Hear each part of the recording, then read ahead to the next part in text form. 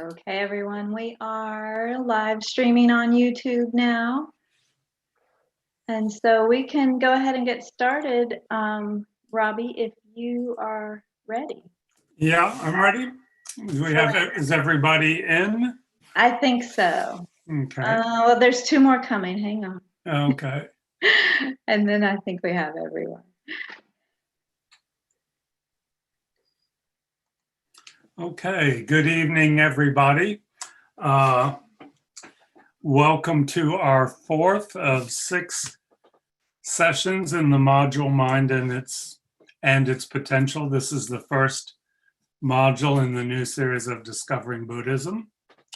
So welcome, everybody. I don't know if we have anyone that's here for the first time tonight, but I hope you'll find something that's beneficial. I hope everybody's been staying healthy and sane during this time. Seems like last week or two, people may be getting a little bit more stressed out by all we've been going through. This is when our meditation practice can really be valuable. So tonight we'll start again with prayers, and then we'll follow that with an introductory meditation. I think most of the leaders in Discovering Buddhism use these prayers, so I felt like it was worth going through them and giving just a very short explanation on these. So if Linda, you can bring up our prayers.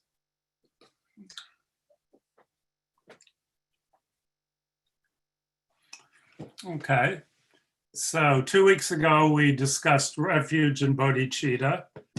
Last week we discussed the 4 immeasurables. And now we'll move down to the Mandala Offering. You'll come across the word mandala a lot. It's a visualization or an imagined perfect environment. And we frequently talk about the various meditational deities that you see at Kadampa Center, each having their own mandala in which they dwell.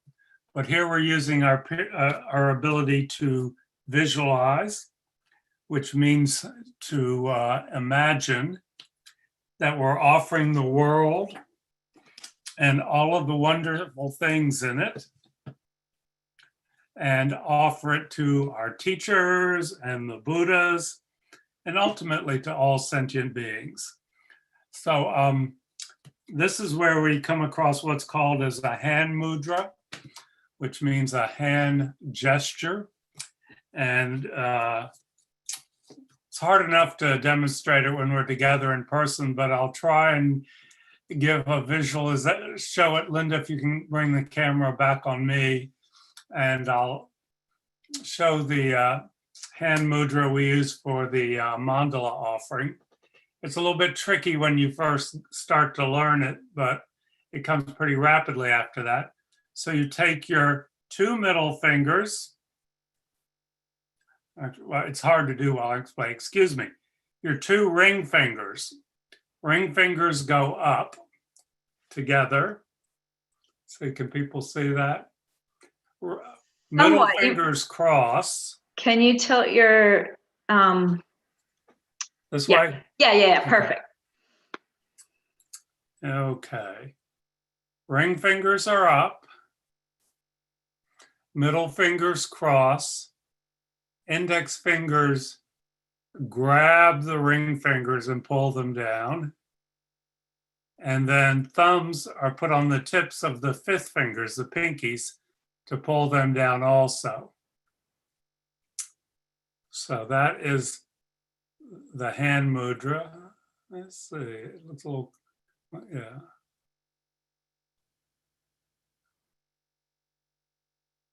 Okay, so there, yeah. I'm trying to perfect it now. But the 2 ring fingers pointing up in the middle are Mount Meru, which in the Buddhist cosmology is the center of the universe in which we live. And then you have the 4 continents surrounding it with the other fingers, okay? And then when we finish it, we dissolve it by bringing our hands towards us, down and back. Okay, so we'll try that again. ring fingers up, middle fingers crossed, index fingers pulling the tips of the middle fingers down, and then thumbs on the fifth fingers. So yeah. So that's the hand mudra. And if you can't do it, don't sweat it, okay? But it's just traditional, and you'll see people doing it, and you'll look like a cool person if you can do it next time you're at a Buddhist teaching. They'll know that you've been around and been associating with all the cool Buddhist people. Okay, if we can go back to the prayers, to the Mandala Offering. So we're imagining this ground or the environment in our hand mudra, anointed with perfume, strewn with flowers, adorned with Mount Meru in the center, 4 continents, the sun and the moon. So we're imagining everything wonderful in the world, not just the things that we own, but everything we can possibly imagine. I imagine this as the Buddha field, which means it's a perfect environment for an enlightened being, and we offer it. So we're practicing generosity with things that we don't really own, and we don't really give them away, but we're just developing the mental habit of generosity, which is giving without attachment. So we imagine it as a Buddha field and offer it. May all living beings enjoy this pure land. So in this prayer is really just a practice of generosity. And then there's a little mantra we say, which I cannot translate. And the translations are usually totally obscure. But this is Idam Guru Ratnam Mandala Kam Niryatayami. By Buddha field, John asked, what is a Buddha field? We just mean it's an environment that is suitable or appropriate for a Buddha to inhabit, an enlightened being. It's completely appropriate. You know, it's not a trash heap or anything. It's a perfect environment that we're creating and offering to the enlightened beings. Okay, so that's the Mandala offering that we make frequently at teachings. And then when we have a visiting teacher, we'll make a Mandala offering to that teacher. We'll imagine we're offering the teacher all sorts of wonderful things. And then you'll see people who have what are called mandala sets, which are, they carry them around in a bag or a purse or something. And it's a series of metal rings that they pile up and then place colored stones on and everything while they're doing this mandala offering. So it makes the even more, it's even more elaborate offering that's made. And it makes a lot of noise when they collapse it at the end, and you hear all the stones pounding on the metal. So you'll see people offering that as they make the mandala offering. Okay, so I'll read the prayers. You can read along, but keep yourself on mute, otherwise people get out of sequence and it gets really distracting because of the lag time. I'll read refuge and bodhicitta 3 times, the 4 immeasurables once, and then we'll do our mandala offering. I go for refuge until I'm enlightened to the Buddha, the Dharma, and the Supreme Assembly. By the merits I create through listening to the Dharma, may I become a Buddha to benefit all sentient beings. I go for refuge until I'm enlightened to the Buddha, the Dharma, and the Supreme Assembly. By the merits I create through listening to the Dharma, may I become a Buddha to benefit all sentient beings. I go for refuge until I'm enlightened to the Buddha, the Dharma, and the Supreme Assembly. By the merits I create through listening to the Dharma, may I become a Buddha to benefit all sentient beings. May all sentient beings have happiness and the causes of happiness. May all sentient beings be free from suffering and the causes of suffering. May all sentient beings be inseparable from the happiness that is free from suffering.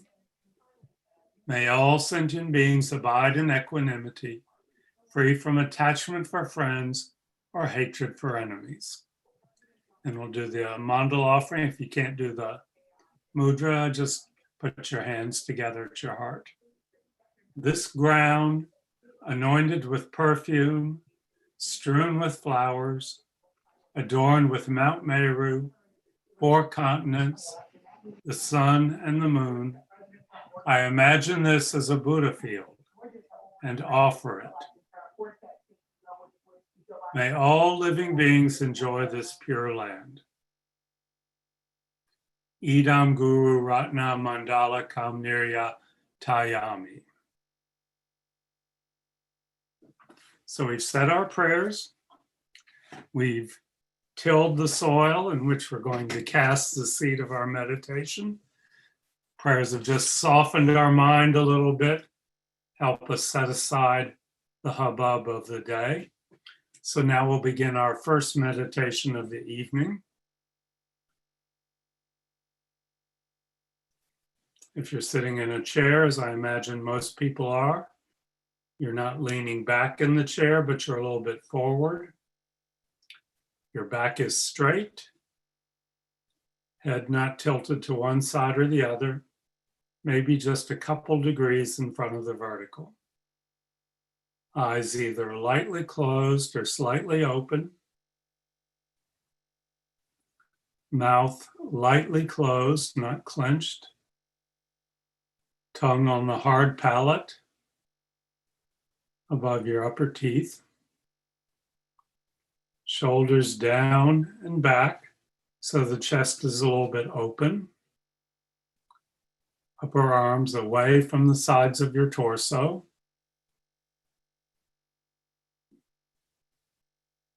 Right hand on left, thumbs touching, slightly below the level of the navel.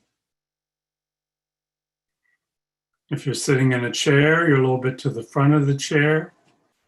Your feet are either flat on the floor or on a cushion if you need that. If you're sitting on a cushion, you're towards the front of the cushion, and your legs are crossed in a position that you find comfortable. So starting at the top of your head, examine your body and work down.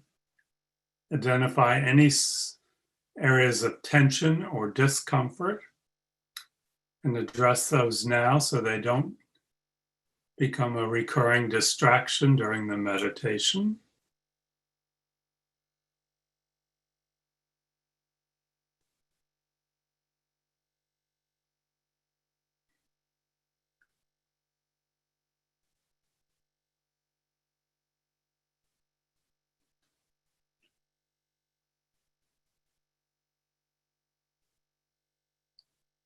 And we take 3 deep breaths from the abdomen, stomach expanding on the in-breath.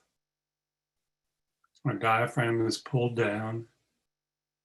And then our stomach contracts towards our spine on the out-breath.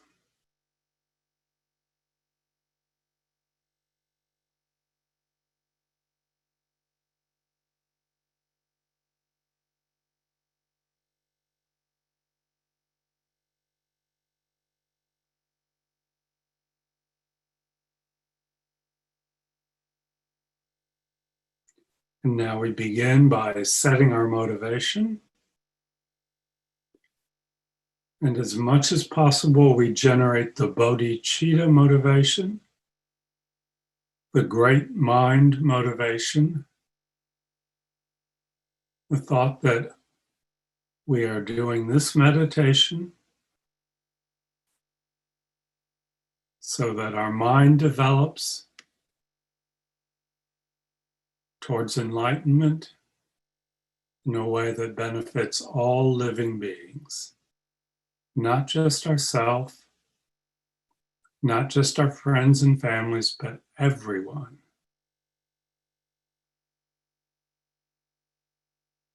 And that may not seem natural to think that way, but just, even if it's just by rote or repetition. think that way for a moment.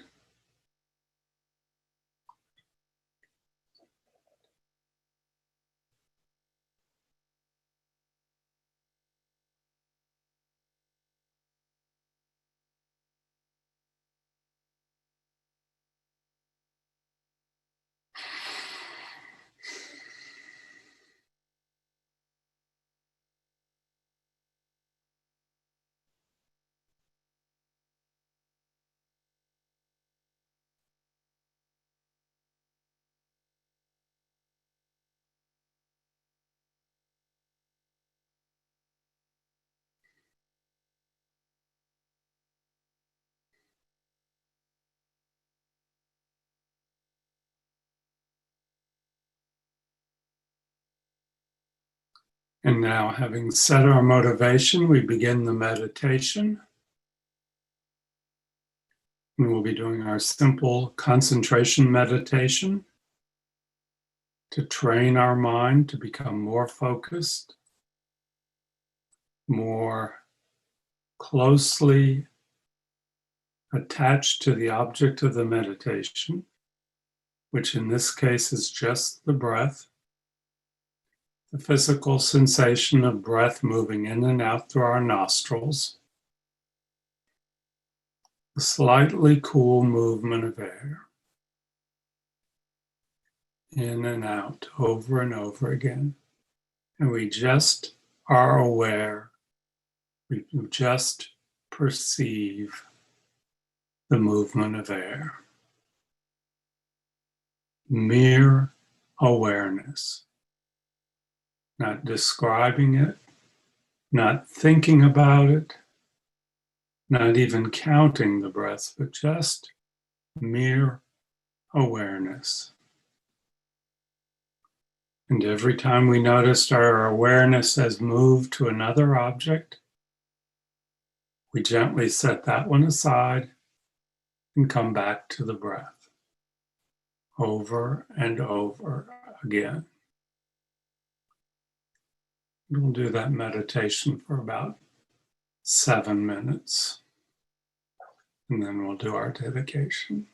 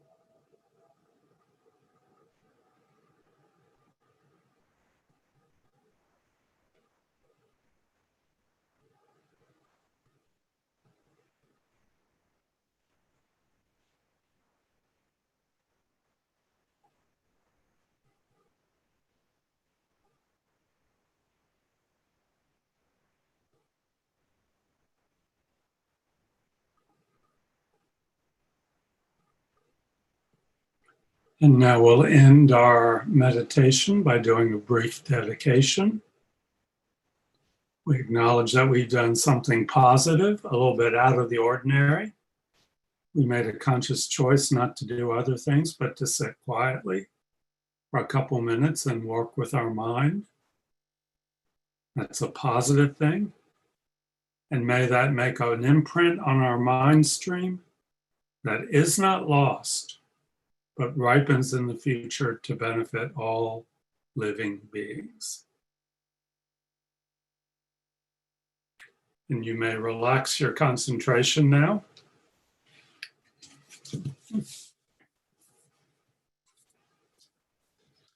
Okay, so tonight we continue with our discussion of mind. As I said last week, the word mind is translated in Tibetan by the word sem, S-E-M. You'll come across that in a lot of the prayers. And in Sanskrit, the word chitta, C-H-I-T-T-A, as in bodhicitta, also refers to mind. This is the first module in the Discovering Buddhism series because Buddhism is frequently referred to as a mind science. Everything in Buddhism and everything that happens at Kadampa Center is for the purpose of developing your mind to its utmost potential, which according to the historical Buddha, for each of us is enlightenment. That is a real possibility for each of us, not just for a special few. That is a potential that we all equally possess, and that is an achievement that is done with our mind, not through our body. If you know the life story of the Buddha, he tried out various philosophies, including one of self-denial and asceticism, and that did not get him to where he wanted to go. So he wound up sitting under the Bodhi tree and working with his mind and completely developed his qualities of wisdom and compassion that we know of his enlightenment. And it's all done with the mind. So that's why it's important that we have a clear understanding of what we're talking about when we use those terms. Let's see, I'm going to bring up the gallery. Let me get an idea. Who here knows the Four Noble Truths? I was reading about this the other day. Who knows the first noble truth? John, do you want to unmute yourself and tell us what the first one is? There is suffering. Yeah, or put it in a simple way, life is suffering. And to elaborate on that a little bit, the Buddha was saying life is suffering in our mind. We have minds that's suffering. Life is mental suffering. Physical pain is one thing, but the suffering aspect of it occurs in our mind. Okay? What's the second noble truth? You want to do it again, John? Sure. There are causes to that suffering. There's a cause to our suffering. There are causes to our suffering. And specifically, those causes are generally said to be our karma, the imprints of our past actions, and our delusions. So the causes are mental. They are not physical. They are not outside ourselves. The causes of our suffering are in our mind, are a mental phenomena. John, you want to take it away and give us the third one? Do you remember that? There's an end to the suffering. Correct. There is an end to our suffering, which means our mind. There can be an end to our mental suffering. Okay, this pain that is occurring in our mind can end. And I'll let you off the hook. The fourth one is there is a path to that end. And though sometimes we talk about it in terms of the Eightfold Path, it's really the path is working with our mind. Again, the end of suffering is not outside ourselves.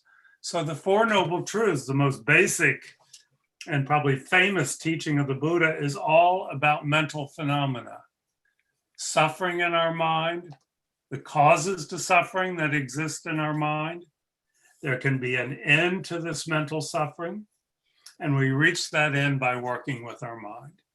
So really everything is about our mind. And as we've talked about in the past few classes, there are three characteristics, three primary characteristics. There are a lot of characteristics of our mind that the Buddha told us about that we need to kind of memorize if we remember nothing else from this class. The first is that the mind is completely non-physical. We're not talking about the brain or the synapses or the neurotransmitters. Those are related to mind, but the actual mind or consciousness or awareness is that non-physical aspect of our being.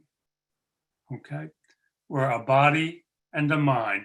We're physical and non-physical that come together temporarily at the moment of conception and are joined for however many years our lifespan is, and then separate, the physical body decaying and the mind continuing.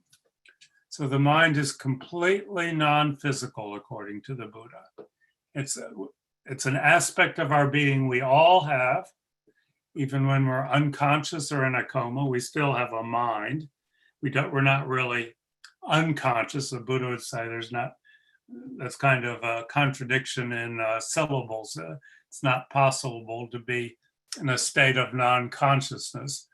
Then if we're a sentient being always has consciousness, though it may be functioning at various different levels.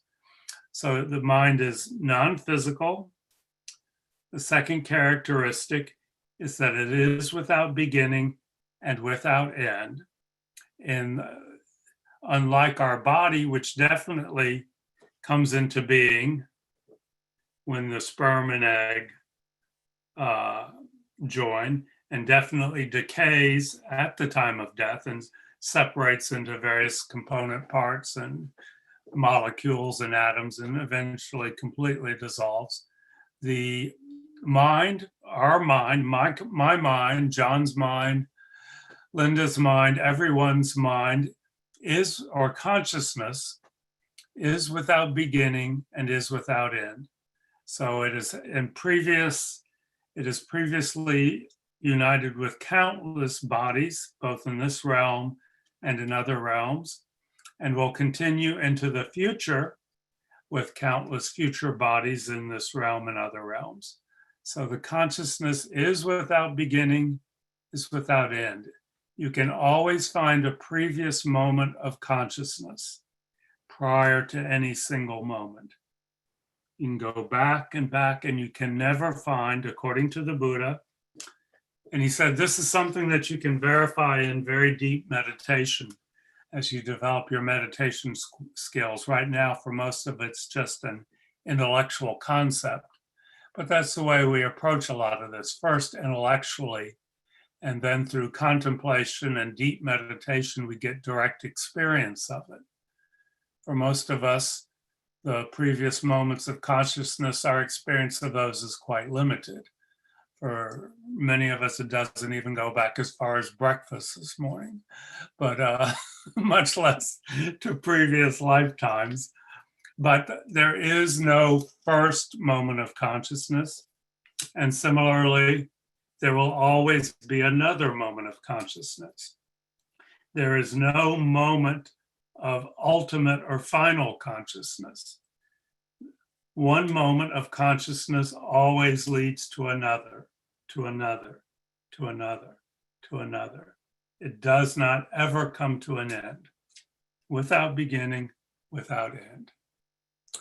Okay, and then the third characteristic of the mind is that is in the nature of clarity or clear light. And this is what we're going to meditate on some tonight, because this is probably of these three, the most,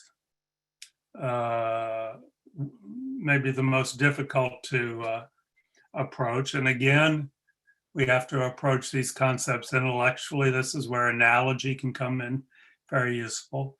But our mind has the quality of perfectly clear, empty space. And it has no fixed or unchanging qualities.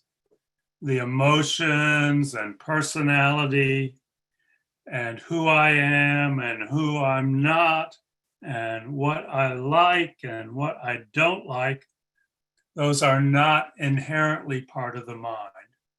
Those are just temporary phenomena occurring within this clear light of the mind. They arise, they exist, and then they go out of existence.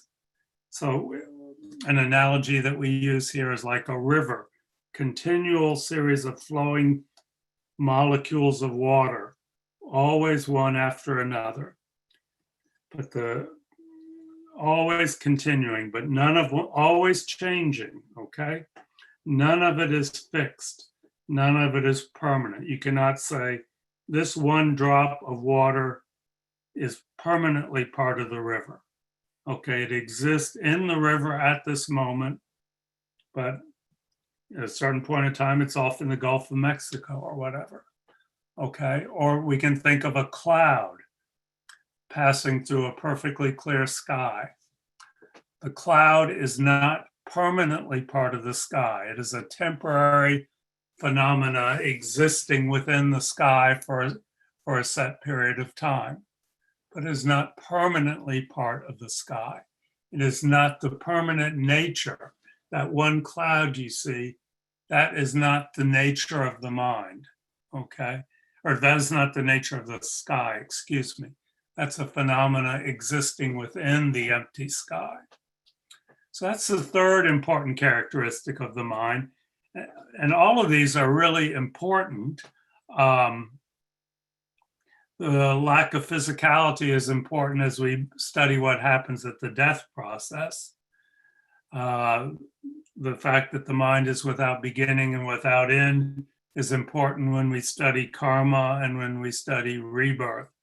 And this, I hope people see this clear nature of the mind as not being depressing, or say it's not saying that you don't exist, but it's really a quite optimistic way of looking at who we are, because it's that lack of fixed qualities of our mind that allows us to become enlightened. Okay, even though we may seem totally stressed out and depressed and irritable, that is not our mind. Our mind, even at our worst moments, is in the nature of clear light. And that is what gives each of us, from the littlest cockroach to someone like His Holiness the Dalai Lama, the fact that their minds or consciousness are completely similar, are very much alike in that characteristic. The mind of a cockroach has very different thoughts in it at this moment, I think, than the Dalai Lama does, but that gives them the equal potential to become enlightened, or to be enlightened if we think His Holiness is enlightened. So the mind of every being is in the nature of clear light, which is what allows us to change and to develop our positive qualities and develop the wisdom to discard our negative qualities, the ones that cause suffering, and replace them with the qualities that cause happiness, because the mind has no fixed characteristics. Okay, so 3 characteristics of the mind as taught by the Buddha. And then last week I gave you a 3-word, it's actually 4 if you count and, 3-word definition of the mind. In Tibetan, it's Sam Gyals Rig. Sam being spelled T-S-A-M, Gzal being spelled G-S-A-L, and Rig spelled R-I-G. And those words mean mere clarity. Clarity is what we're talking about, and awareness. So this one, it kind of sets aside the non-physicality and without begin, without in there implied. It's saying our mind is nothing more than clarity and awareness. Awareness or perception, being aware, perceiving is what the mind does. That's what those thoughts are. Every thought in our mind, every emotion, every memory, every plan, every little bit of irritation, every time we say, I don't like that, all of those are things that we are aware of. They are phenomena that we are aware of and that we perceive. And they're temporary and they're impermanent. They come into existence and they go out of existence. Now, we've trained our minds so that certain awarenesses come up over and over again. You know, we may have practiced being angry for years and years and years. So our mind is very good at being aware of anger, which is the correct way to put it according to the Buddha. Our mind is not angry. I am not angry. We say my mind is aware of anger, or it perceives anger. To bring it down to earth maybe a little bit, we can say it recognizes anger. It recognizes this thought within the space of the mind. And every time we perceive anger, and this comes up in the class of karma, every time we're aware of anger, every time we recognize anger, we create the causes to perceive it again in the future. That's a habit we develop. So the thoughts that come and go may seem completely random. And this is what something we notice when we first start to meditate. Our mind seems totally chaotic, but nothing is happening randomly. Everything that comes up is a result of a past action, is a result of karma, past actions of body, speech, and mind. Okay? It's not random. So if we don't like the thoughts within the space of our mind, we need to start working on our karma. We need to create the karma to have thoughts that we find are more peaceful, that cause less suffering for ourselves, that make us happier. And we need to stop creating the karma for thoughts such as anger and irritation to arise. Okay? Mere clarity and awareness. Okay? Awareness being an activity, okay? It's a mental activity, or as we said last week, a cognitive taking on of an object, recognizing it. I recognize anger. I take on anger over and over and over. I take on generosity. I recognize it. I take on generosity. Okay? Or it's said to be engaging. The mind engages. Okay, everything we think of, everything that occurs in our mental mind stream, in our mental continuum, is the mind engaging with something. Maybe a physical object out there, or it may be a mental object, a memory, an emotion. Okay, we engage with the pen. We engage with the plan of what I need to do tomorrow morning. We engage with the irritation of something that happened at work today. Everything is an engagement, a taking on of that object, but all temporary phenomena, nothing permanent and unchanging. So let's see, I think we've got some comments, Linda. Maybe we can look at those before we do our meditation. Absolutely. So Lisa does say that the definition was so helpful here. Mere clarity and awareness. Mm-hmm. And then John wants to know, if the mind is without beginning for lifetimes into the past, and if each thought is related to the previous thought, is one of the purposes of meditation to provide separation between the ignorant thoughts, obscurations of the past moments, days, years, and lifetimes? Let's see, John, what do you mean by separation there? Can you clarify that?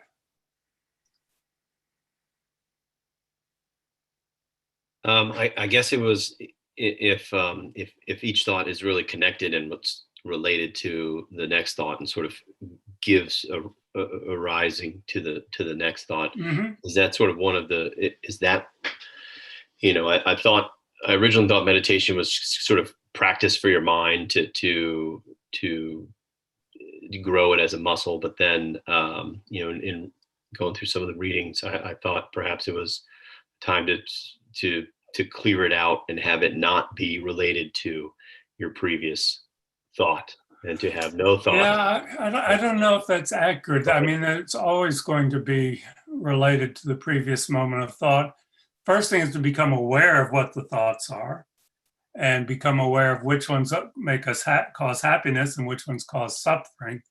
And then to stop creating the causes for the ones that cause suffering. Okay. But I don't know if you can actually separate them out and kind of set them aside or anything like that. But in this meditation we're going to do, there is, in a way, we do want to realize that there is a separation between our mind and all of our thoughts. Okay. Our mind is not our thoughts. It experiences those, but it is not the thoughts. Okay. So we do practice watching just the progression of the thoughts, good ones and bad ones. So we'll get into that. Okay. What else do we have, Linda? That's it. Okay. And unfortunately, for those streaming on YouTube, my chat is not working tonight. So if you leave a question in chat on YouTube, unfortunately, I'm not able to see that tonight. Don't know why. Okay. Technical difficulties, yes. It's some sort of karma, Linda. We can assume that's the ultimate cause, and you need to go do some purification before next week, okay? Some chat karmic purification. Okay. Any other comments or questions before we jump? Yeah, we have just enough time to do the meditation. I think this will be a good one. There's one more, actually. Dea says, maybe in a way, meditation then provides separation or rest to fill our thoughts with positive ones. Okay, yeah, good. Okay, so we're going to do another meditation tonight. And this is a meditation I'd like you to work with during the week. Yeah, just a couple analogies for people to keep in mind. I gave you the one of the empty sky that the clouds are passing through. We're approaching this up intellectually at first, and then in meditation we hope to get a more direct experience, kind of approach it and ultimately get what's said to be a realization, which is a complete direct experience. Another analogy that someone brought up a couple weeks ago was a blank movie screen in which the camera is projecting the thoughts onto the screen, but the screen itself is not what's projected on it, and the screen does not take on those characteristics permanently. Another analogy that I've heard someone use is an empty stage in a theater. No scenery, no sets or anything, and the characters walk on and walk off. They come on and talk and act, but the stage itself is not the actors, okay?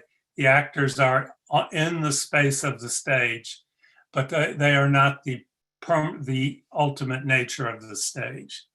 The stage is the space in which those performances can occur. So we can think of our thoughts as actors. What is it? What's the Shakespearean line? Strut their moment on the stage. Something in the, yeah. The stage is a man who strut this blah, blah, blah. I can't remember it perfectly. There'd be a good Shakespearean quote if I can bring it up. Okay, so let's begin our meditation. Check your posture. I think you're familiar with it by now.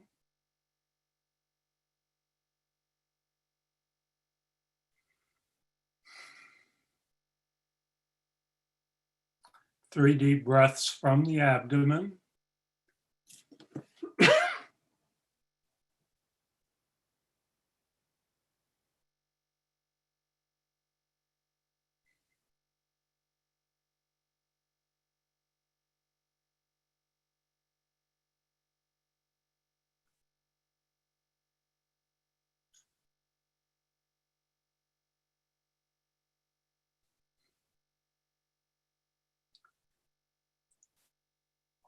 Allow your breath to return to its normal pattern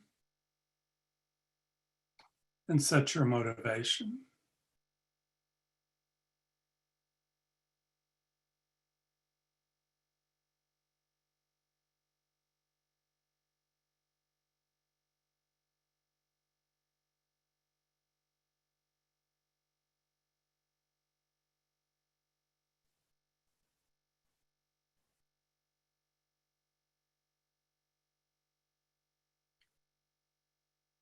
And now, mind on the breath for a minute or two to allow our mind to become more focused, more attentive.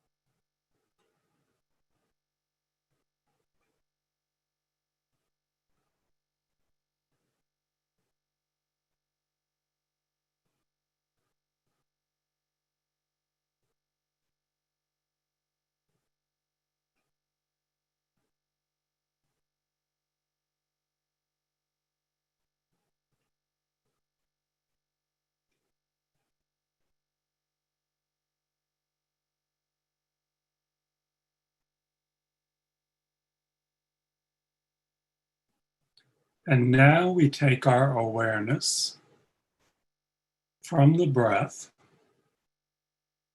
and we're just going to pay attention to the nonstop flow of thoughts in our mind. We're not going to try and direct them. We're not going to characterize them as good or bad. We're just going to acknowledge each thought as it comes into our mind. And if you find it helpful, you can just mentally say to yourself, sound of the air vent, thought. Memory about work today, thought. But if that helps, try that. But I think it's better just to not even put labels on them, but just acknowledge one thought after another, after another. No judgment, no direction, just acknowledge what comes up.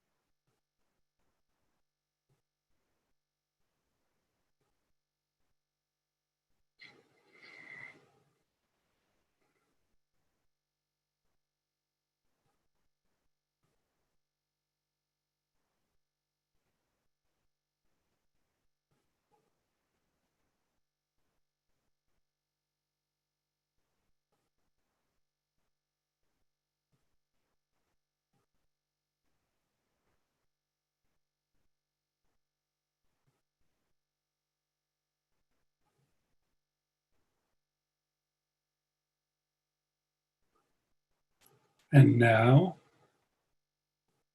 mentally step back a moment from the thoughts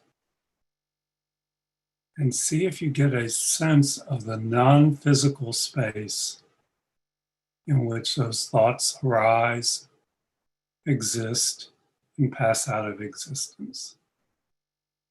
The space in which the thoughts occur.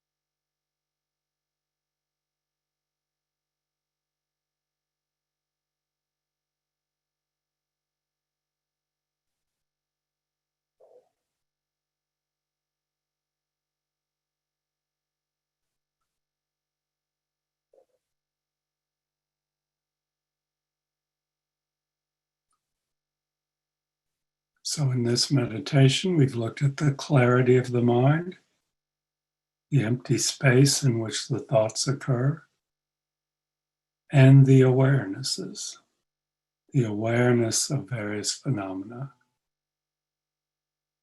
Mere clarity and awareness. And now ask yourself, is there anything else? Is there a Robbie? Is there a Linda? Is there a Joy or Michael? Can I find anything else beyond the mere clarity and awareness?